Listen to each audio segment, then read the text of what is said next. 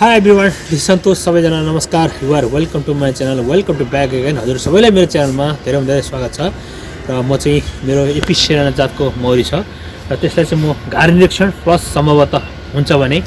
म चाहिँ गोला विभाजन गर्न लागिरहेको छु र त्यो विधि चाहिँ एकदमै सजिलो तरिकाले यो अगाडि मैले तपाईहरुलाई भिडियो अपलोड गरेको थिएँ. त्यस्तै मेथड भनौं न कसरी चाहिँ मौरीहरुलाई चाहिँ घार विभाजन अथवा गोला विभाजन गर्न सकिन्छ. यो चाहिँ एकदमै पाइक पर्ने मौसम पाइक पर्ने एकदमै चाहिँ महिना हो र यो चाहिँ पुष लगभग अन्तिम हो. हामीले गर्दाखेरि कार्तिकतिर के गर्नु पर्यो कि त पुष अन्तिम हैन माघ भन पहिलो हप्तासम्ममा गर्यो भने राम्रो बेटर हो. किनभने हाम्रो तराई भेगमा चाहिँ मैले चाहिँ स्टडी गरे अनुसारको चाहिँ अध्ययन गरे अनुसार यो चाहिँ कस्तो हुन्छ भने मौरीहरु चाहिँ प्राय सो हाम्रो तराई भेगमा चाहिँ फागुन लगभग फागुन 10-15 देखि अथवा फागुनको पहिलो हप्ता फागुन स्टार्टिङ देखि नै यिनीहरु चाहिँ अब विस्तार भएर यिनीहरु भन्न यिनीहरु चाहिँ गोलाबाट चाहिँ छुटिएर घार खोज्ने क्रम चाहिँ उनीहरुको हुन्छ. त्यो भन्न फागुन लाग्दैतिर भनौं न यिनीहरु चाहिँ एक्सेस मौरीको संख्या बढी हुन्छ. जब भाले मौरी अत्याधिक भएपछि यिनीहरु चाहिँ अब आफ्नो चाहिँ रानी अर्को बनाउँछ यिनीहरुले. त्यसपछि उनीहरु चाहिँ छुटिएर भनौं न बाहिर निस्किन्छ. त्यसपछि यिनीहरुले चाहिँ घार खोज्ने क्रम त्यसरी हुन्छ र अक्सर माघ पहिलो हप्तातिर हामीले चाहिँ यसरी गोला विभाजन गर्यौं भने अझ बेटर हुन्छ र त्यो कार्य गर्न गइरहेको छु म. हजुरले पनि गर्न सक्नुहुन्छ. एकदम इजी सजिलो तरिका छ. हामीले केही गर्नु पर्दैन यसमा. हामीले ओके र यो कार्य चाहिँ अब अन्तिमसम्म हेर्नु होला. तपाईहरुले पनि यसरी चाहिँ घरमा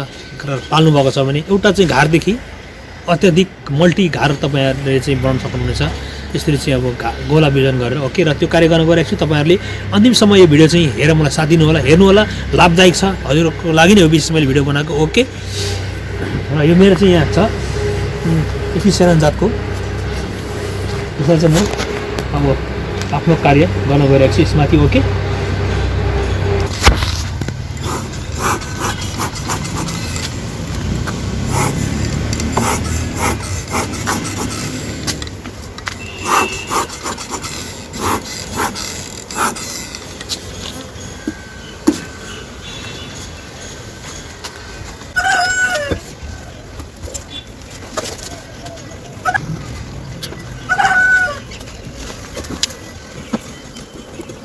यसरी चाका झरेको छ पुरा. हेर्नुस्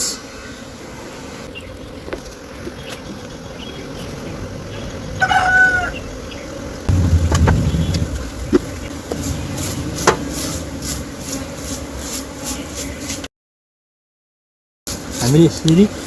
साफ चाहिँ गरिराख्नुपर्छ. तलको हेर्नुस् तल मुनि जति यिनीहरूले चाकाहरू माथि वर्कआउट गर्छ साफ गर्छ यिनीहरूले साफ सुथरा गर्छ र त्यसको चाहिँ निस्केको पुरै चाहिँ व्याक्सहरुको हेर्नुस् कलेक्सन.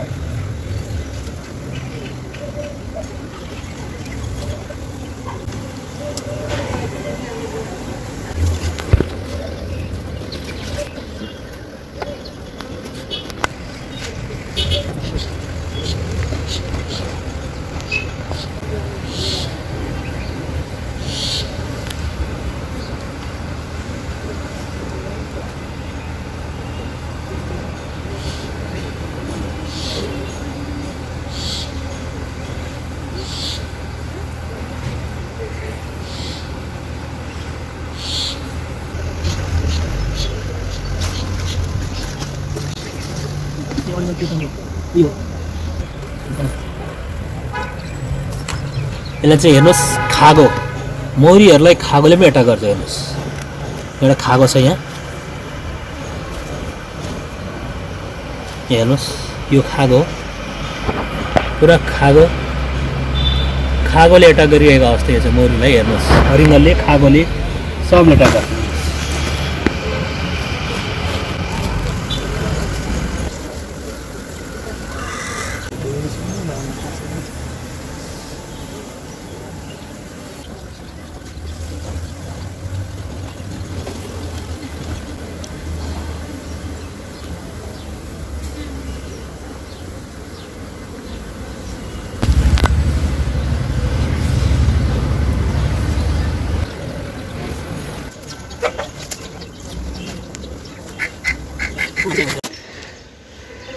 र मैले चाहिँ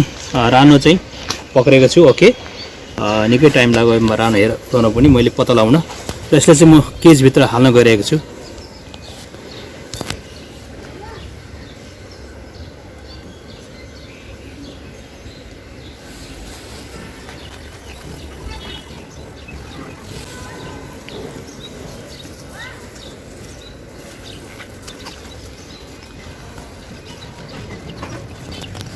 र यो चाहिँ अब केजभित्र छ र थप यसमा एक दुईवटा हामीले चाहिँ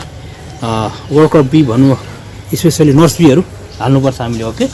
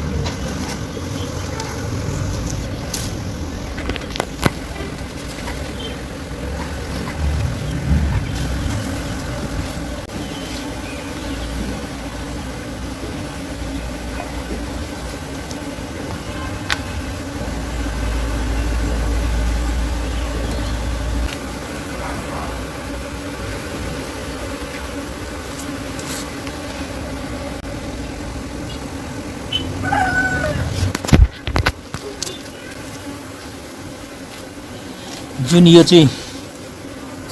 जुन ठाउँमा छ त्यो घार चाहिँ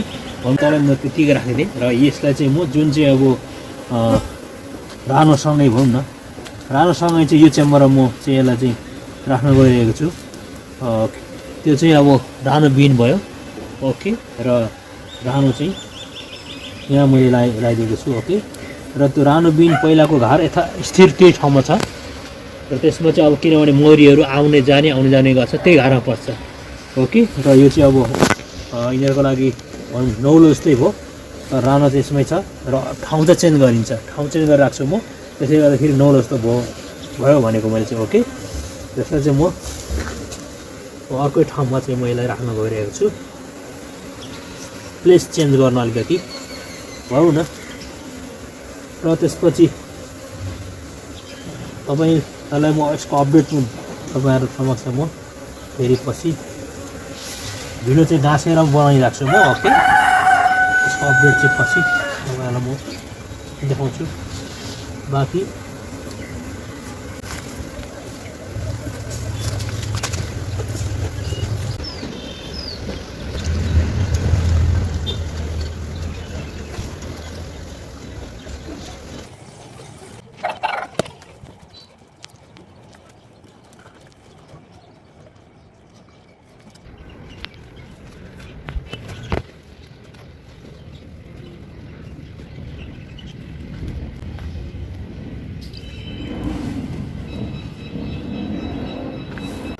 ओके र मैले चाहिँ जुन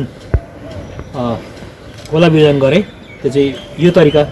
गरेको छु मैले तपाईँलाई बताउन गइरहेको छु जस्तै पहिलाको मेरो मदर हाइभ चाहिँ यही ठाउँमा छ यताउता छ ओके र यसमा चाहिँ भनौँ मैले चाहिँ रानी छैन अहिले रानी बिन छ यो घार चाहिँ र अर्को चाहिँ रानीसँगको चाहिँ घार चाहिँ मैले यतापट्टि राखेको छु ओके र यहाँ हेर्नुहोस् तपाईँले देख्न सक्नुहुन्छ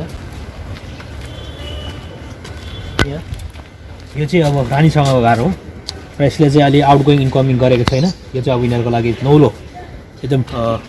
रानीसँगको भनौँ न जुन चाहिँ मैले गोला विभाजन गरेको थिएँ रानीसँगको घार यो चाहिँ हो र यसले चाहिँ आउटगोइङ इन्कमिङ गरेको छैन यिनीहरूको लागि यो चाहिँ एकदम अहिले नयाँ हो होइन अब चाहिँ डिरेक्सन पनि नयाँ छ लोकेसन नयाँ यिनीहरूको लागि त्यस्तो फिलिङ हुन्छ यिनीहरूलाई ओके र केही अब एक दुई दिनपछि यिनीहरू फेरि बानी हुन्छ आउटगोइङ इन्कमिङ गर्न थाल्छ ओके र त्यो पनि तपाईँहरूलाई त्यो भिजन पनि देखाउनु सक्छु म देखाउँछु त्यो र अब यो चाहिँ मेरो रानीसँगको घार भयो र यताको चाहिँ मदर हाइभमा चाहिँ अहिले एकदमै मौरीहरू